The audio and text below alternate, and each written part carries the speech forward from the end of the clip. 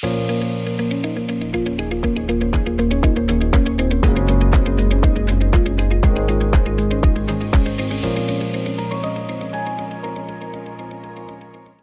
Emmanuel Séraphin, merci de nous recevoir ici à Saint-Paul. Je tiens à préciser d'emblée qu'il ne s'agit pas d'un entretien sur votre bilan mi-mandat à Saint-Paul en tant que maire, ni en tant que président du TCO, mais il s'agit d'un entretien politique. On va parler, si vous voulez bien, de PLR pour La Réunion, le parti dont vous êtes non plus secrétaire général, mais vice-président, c'est ça? Oui, mais vice-président, donc c'est vous. La présidente, c'est Huguette Bello, mais qui dirige, qui commande, c'est qui le patron de PLR? Dans tout parti politique, c'est la présidence, mais nous avons un bureau politique qui regroupe les représentants des délégations des différentes communes au sein du mouvement. Et puis il y a aussi les élus de droit qui siègent au bureau politique, les députés, les élus régionaux et départementaux. Donc on a un parlement qui se réunit et qui prend des décisions et fait vivre le parti. On sait que PLR a été créé suite à une scission avec le PCR, le Parti communiste réunionnais de Paul Vergès. On ne va pas refaire tout le film, mais on sait que Huguette Bello avait claqué la porte à un moment donné, en 2012. Mais on a dit que le PLR fête ses 10 ans, parce que je suppose que c'est une date symbolique qu'on a choisie, 10 ans. Mais finalement, ça fait 11 ans que le PLR existe. Et vous avez tenu votre congrès le 11 juin dernier devant plus d'un millier de personnes. Ça veut dire plus d'un millier d'adhérents ou un millier de militants sans adhésion? Alors, 11 ans, parce que 2022, c'était une année d'élection. Donc, c'est une grosse organisation, il fallait mobiliser. Donc, on a décidé de faire ça cette année. On a eu 1500 émargements. Donc, nous-mêmes, on a été surpris par cette affluence un dimanche matin. Mais au-delà de nos adhérents, ceux qui payent une adhésion, il y en a à peu près 1000 aujourd'hui, alors qu'on est au milieu de l'année, donc on espère continuer à fortifier notre campagne d'adhésion. Mais aussi, ce sont des gens qui n'ont jamais été dans un congrès politique. Il y a beaucoup de personnes qui ont souhaité venir pour participer, parce que au-delà des gens qui ne participent plus aux échéances électorales, il y a aussi une partie de personnes qui souhaitent s'engager en politique, notamment des jeunes. Des jeunes qui voient la situation de la Réunion aujourd'hui et qui souhaitent s'investir dans un parti politique. Donc nous avons une section jeunes que nous avons recréée et qui accueille ces personnes. Ce sont des jeunes qui travaillent, s'installent dans la vie ou qui ont des enfants et qui préparent leur avenir pour leurs enfants. Donc un parti politique, c'est travailler sur un projet politique, c'est être revendicatif des aspirations de ce peuple réunionnais. Et c'est vrai que la question qu'on a posée, c'est la place, le rôle d'un parti politique. Et ça, c'est vraiment important.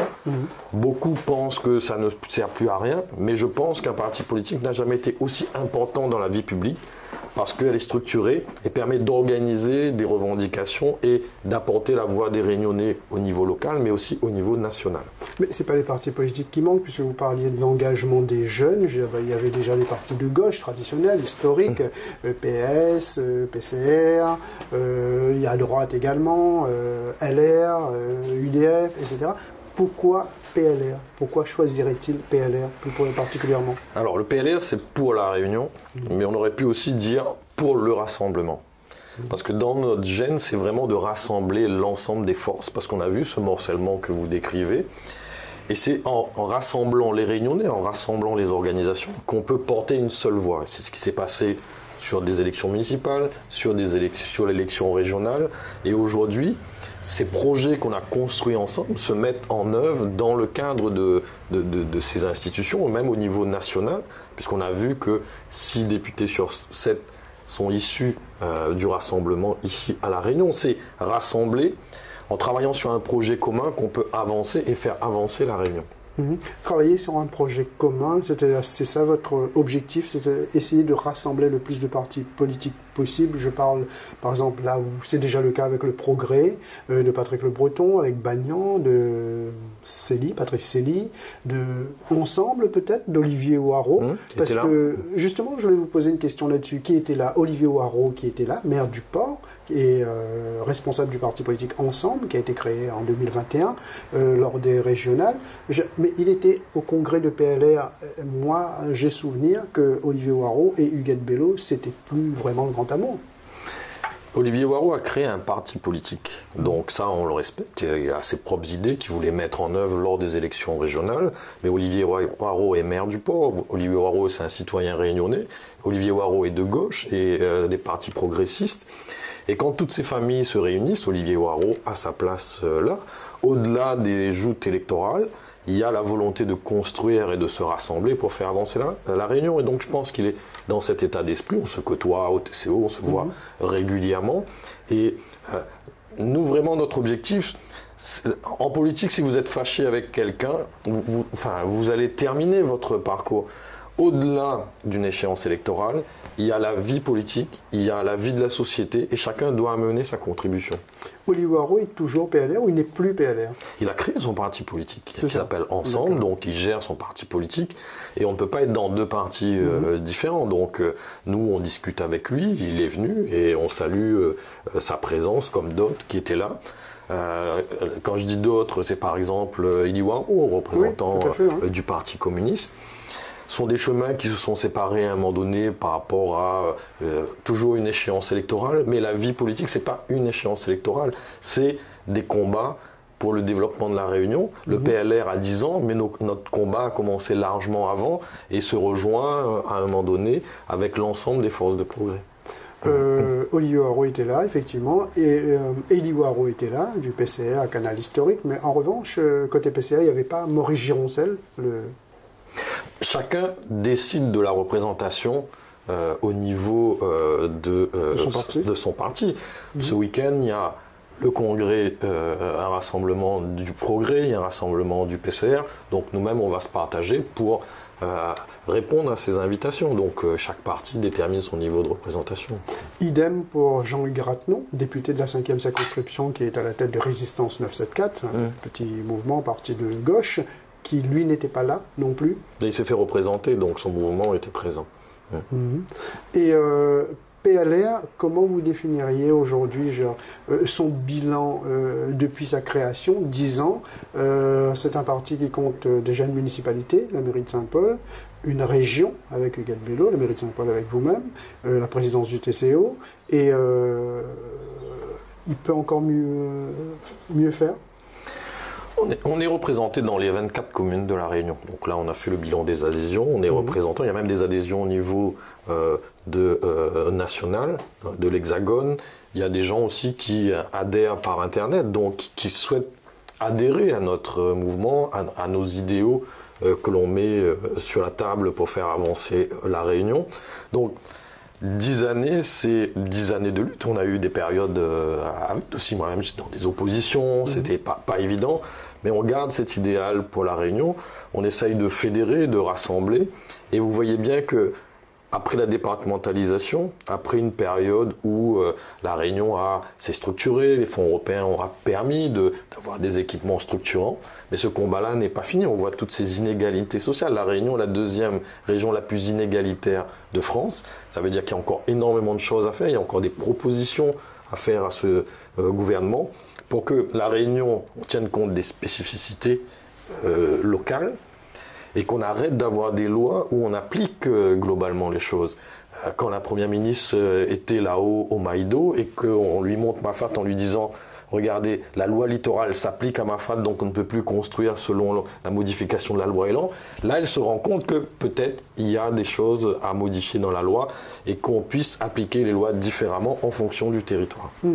Je parle du bilan PLR, 10 années de PLR, vous me parlez des adhésions, de votre présence dans les 24 communes. Ça, effectivement, j'ai compris, mais moi je vous parle de PLR au pouvoir. Oui. PLR est au pouvoir à Saint-Paul, au TCO, à la région, mais est-ce que Joël Bédier est PLR, par exemple, à Saint-André? Joël Bédier a un parti politique qui s'appelle l'UDSA, donc qui fait partie des composantes du rassemblement. Il y a plusieurs partis politiques. On a à un moment donné à La Réunion, au niveau de la gauche, deux blocs, le PS et le PCR. Le PS s'est fracturé en plusieurs mouvements politiques entre le Progrès et le PS historique.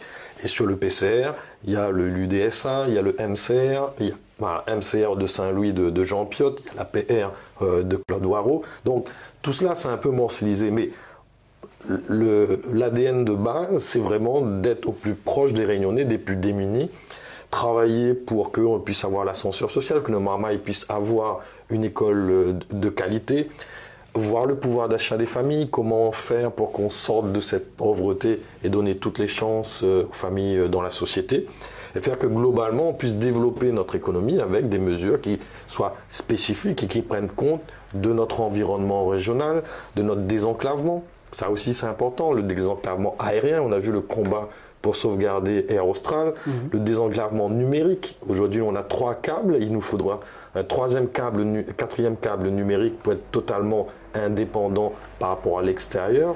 Et aussi le désenclavement maritime, où là, on doit avoir une compagnie régionale en propre à la Réunion, mais ou peut-être en partager avec les autres îles de l'océan Indien, pour être moins dépendant des grandes lignes qui déposent les conteneurs au Sri Lanka ou en Australie, et puis on doit récupérer ces conteneurs. Donc c'est ce travail de fond qui est notre motivation. Et le projet régional qu'on a bâti avec l'ensemble des organisations, c'est vraiment avoir toutes les chances pour que la Réunion se développe. La visite du Iguette Bello à Madagascar s'inscrit un petit peu dans cette perspective? Tout à fait. Il y a la volonté de travailler avec les îles.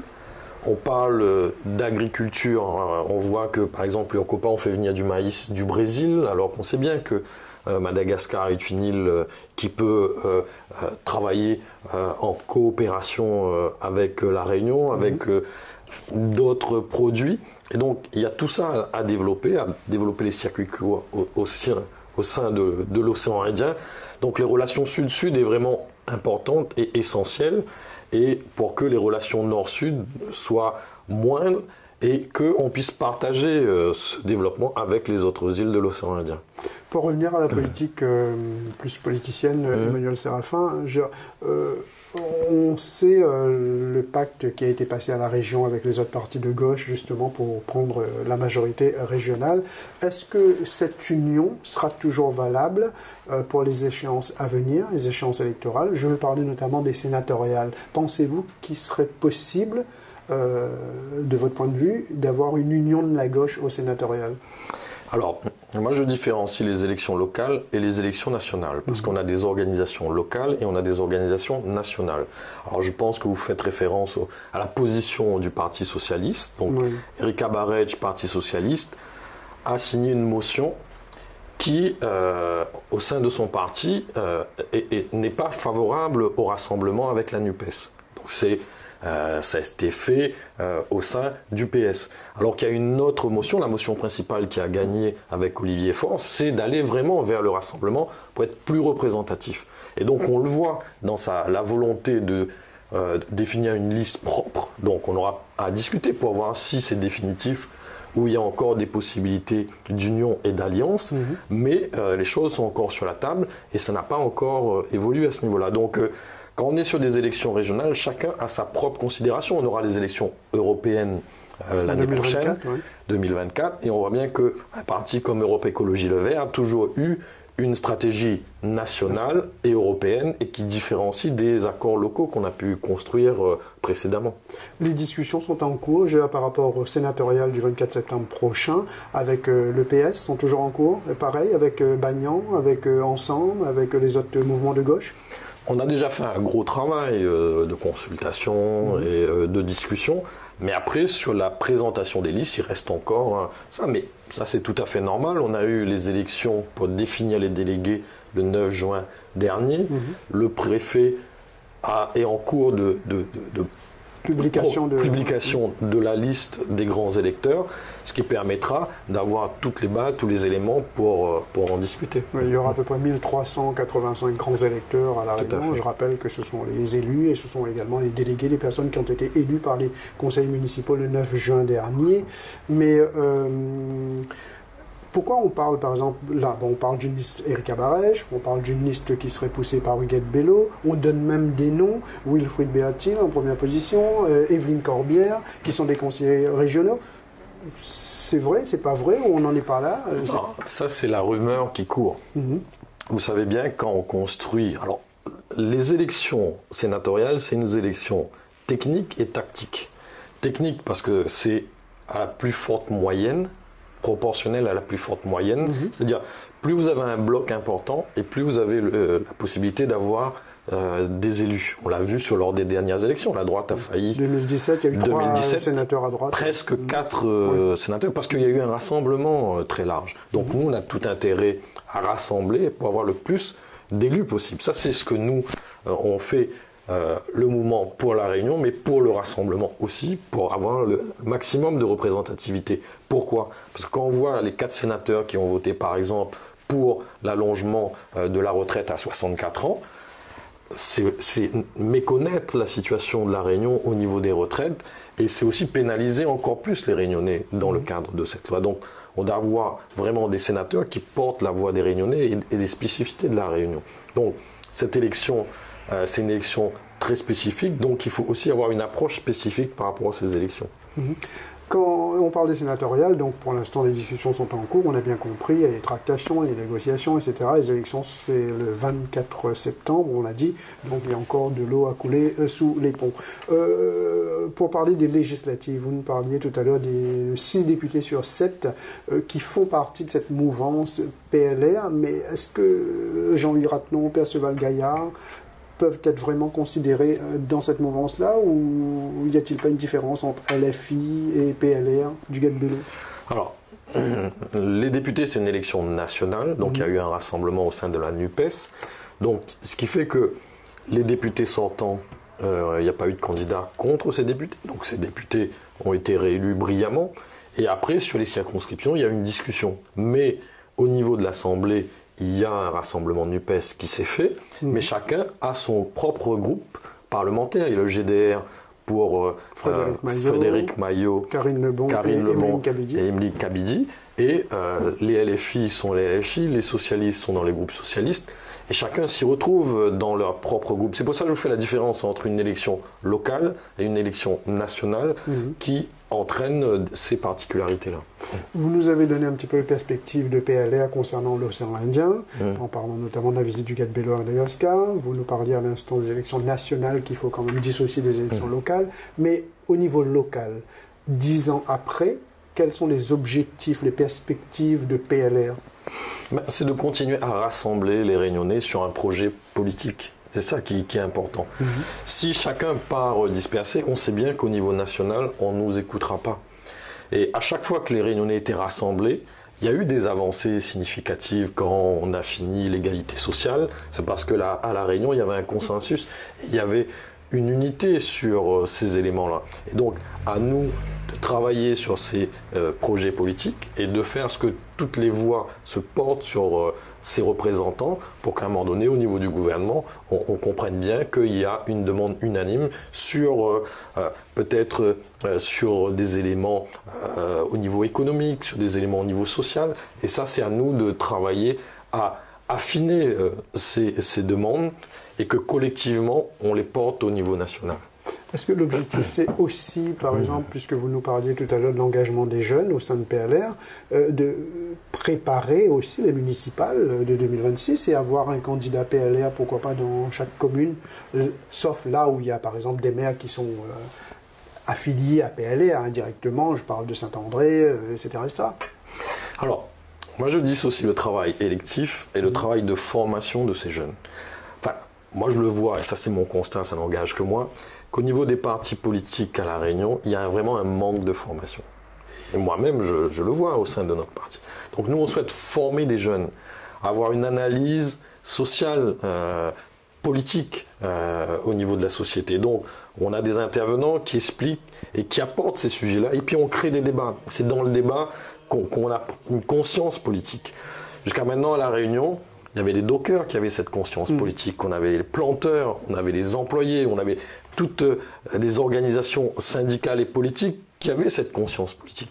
Et il faut qu'on arrive à recréer cette conscience politique au niveau de chaque Réunionnais pour comprendre le rôle de la société. Chacun a un rôle dans la société, mais globalement au niveau politique, comment gérer, quelle perspective on offre à ce pays. Et plus on aura des jeunes formés, et plus on aura une cohésion, et plus on saura, et quand on sera d'accord sur les différents points, ça facilitera le développement. Mais plus les gens vont se désengager de la politique, plus on voit que des groupes ou des partis avec moins d'influence vont porter des causes qui peut-être ne correspondent pas au global. Quand vous voyez qu'au niveau de législative, avec 8% ou 10% des inscrits, vous pouvez porter la voix des Réunionnais au niveau national, il y a des dérives à ce niveau-là. Et plus on sera large, plus les gens seront impliqués dans la vie politique, et mieux la voix des Réunionnais, la cohésion réunionnaise sera entendue au niveau global. Je l'ai dit tout à l'heure que PLR est né d'une scission avec le PCR, mais il y a quand même des similitudes entre PLR, PCR. Votre mot d'ordre au dernier congrès, là, du 11 juin, c'était le rassemblement. On sait que le rassemblement, c'était aussi le slogan électoral de Paul Vergès au régional de 1998.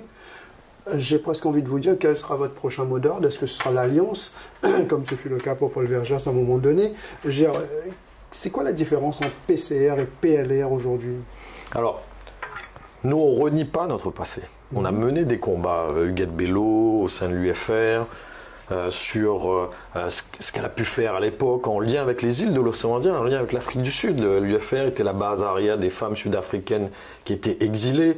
On s'est battu pour les peuples du monde. Il y a eu aussi un slogan pour qu'on puisse avoir une solidarité avec les peuples du monde.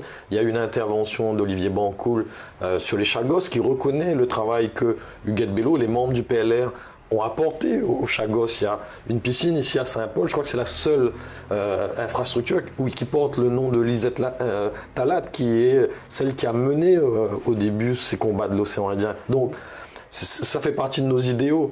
Donc après, il y a eu une organisation, nous on est sur une nouvelle organisation, mais on garde ces combats pour les démunis, pour les Réunionnais. Donc après que chaque organisation vit sa vie, on voit bien que le PCR aujourd'hui a une organisation et organise encore un certain nombre de moments de réflexion. Nous, on y participe.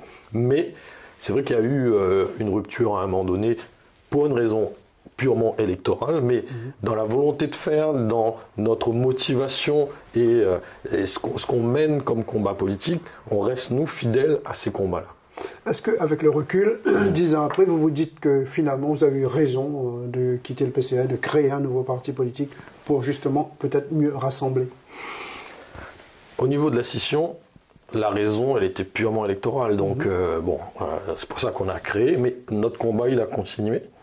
Et puis, moi, j'aime bien être en harmonie avec ce qu'on défend et la structure qu'on met en œuvre. Et aujourd'hui, on s'épanouit pleinement. Donc, on voit quelqu'un comme Karine Lebon qui s'est investi et qui porte la voix des Réunionnais. Et aussi, il y a un certain nombre de valeurs qu'on véhicule, comme la transmission. Ça ne sert à rien d'avoir un mouvement politique qui s'arrête quand le dirigeant il s'arrête. Donc, nous, on transmet aujourd'hui à des jeunes. Il y a Frédéric Maillot aujourd'hui qui est aussi porte-parole de notre mouvement au niveau national. Donc, c'est pour ça que on essaye d'intégrer le plus de jeunes parce que c'est une chance, moi je le sais, de militer aux côtés du Huguette Bello, de voir ces valeurs qui ont construit les combats politiques réunionnais et que l'on transmet aux jeunes. Et on le voit bien, des pères de famille nouvellement installés dans la vie, des gens qui sont au chômage, des planteurs. Quand on fait nos réunions, sont très attentifs à comment ces combats ont été menés, mais surtout préparer l'avenir. Parce qu'il nous faut aussi des personnes qui intellectuellement apportent des contributions, des gens des militants qui apportent leur soutien au mouvement politique. Et ça, c'est un combat au quotidien pour fortifier le mouvement politique parce qu'on en a besoin. On ne peut pas être dans une société où chacun fait ce qui lui plaît, où il y a des courants qui peuvent naître à un moment donné et disparaître pour autant. Donc il y a toute cette histoire de lutte qui est nécessaire pour faire avancer ce pays. Ça va être ma ou mes deux dernières questions, Emmanuel Séraphin. Quel est le parti, enfin quel est l'adversaire politique aujourd'hui de PLR à La Réunion? Et pensez-vous que PLR soit devenu le premier parti politique réunionnais? Alors notre adversaire, c'est le chômage. Notre adversaire, c'est la pauvreté. Notre adversaire, c'est le mal logement. Notre adversaire, c'est le non-développement de ce pays. C'est ça, enfin, on se bat pour des idées, pas contre des personnes ou des organisations. Après, le jeu politique fait qu'à un moment donné, il faut qu'on choisisse. Choisir, c'est refuser. Donc, ça, c'est le jeu politique. Mais il ne faut pas qu'on se trompe d'adversaire, justement. Et c'est vraiment ces mots de la société que chacun doit prendre conscience et mettre en face les moyens pour lutter contre ça. Donc c'est ça vraiment notre combat politique. PLR, premier parti politique de La Réunion aujourd'hui, de par les adhérents ou sinon? Si vous avez beaucoup d'adhérents et que vous considérez être le premier parti, pour moi c'est pas ça, c'est comment se faire entendre et comment mener des actions politiques. Quand on est à la tête de collectivités, qu'on met en place des mesures pour favoriser l'embauche de ceux qui ont été formés sur ce pays, ça c'est vraiment une réussite. Quand on intervient sur le pouvoir d'achat des familles comme la région, le département qui ont baissé le prix de la bouteille de gaz, la cantine à 1 euro qu'on a mis ici à la commune et qui se fait aussi dans les lycées, là c'est vraiment une réussite et apporter des solutions aux familles. Après, en nombre d'élus, on peut aussi prendre ce prisme pour voir qui a le plus d'élus et donc qui est le plus représentatif. Mais le plus important, c'est la durée. Et il ne faut pas dire que voilà, à un moment donné, on a atteint un nombre et que voilà, on est. Pour moi, plus on arrive à se faire entendre, c'est la force. Plus on arrive à rassembler, c'est là où on est fort là-dessus. Parce que avoir un parti et des élus et d'être isolé, ça ne sert absolument à rien quand on mène un combat collectif pour un peuple. Donc notre objectif, c'est vraiment mener ce combat collectif pour les Réunionnais. Et ça va être ma toute dernière question. Emmanuel Séraphin, candidat PLR en 2026 à Saint-Paul. Moi, je l'ai dit, à Saint-Paul, depuis 30 ans, il y a eu un maire qui a remplacé un autre maire, qui a remplacé un autre maire. Donc aujourd'hui, nous, on est en train de planter. On a mis un certain nombre de projets et notre volonté c'est faire au moins 2 mandats pour pas que celui qui éventuellement arriverait arrache ce qui a été planté, ce qu'on a vu toutes ces dernières années. Donc à nous de travailler pour qu'il y a des projets qui ne se font pas sur un mandat. On est en train de réhabiliter le centre-ville, on est en train de développer les hauts, on est en train de construire, on n'a pas de mairie à Saint-Paul, on est en train de mettre un projet de construction et tout cela prend du temps. Donc c'est pour ça, notre objectif dès notre élection, c'est de faire au moins 2 mandats pour pouvoir mener à bien tous ces projets et faire que Saint-Paul puisse être sur la voie de l'amélioration et de combler ces retards qui se sont accumulés ces dernières années. Oui, on sera présent en 2026 pour faire avancer notre commune. Et concernant les sénatoriales, excusez-moi, je reviens parce que c'est l'échéance la plus proche. Combien de sénateurs pour PLR, selon vous, votre objectif? Tout dépend de la liste. Si on est rassemblé, c'est sûr qu'on aura des objectifs un peu plus larges. Et si on est sur une envergure un peu différente, voilà. Donc, pour moi, là, quand on monte sur le terrain, il faut aller pour gagner, mais il ne faut pas jurer de la victoire avant d'avoir joué le match. Ne pas faire à la boue avant la pluie. Exactement. Merci beaucoup Emmanuel Séraphin, que je rappelle, on a interrogé en tant que vice-président de PLR. Merci à vous. Merci.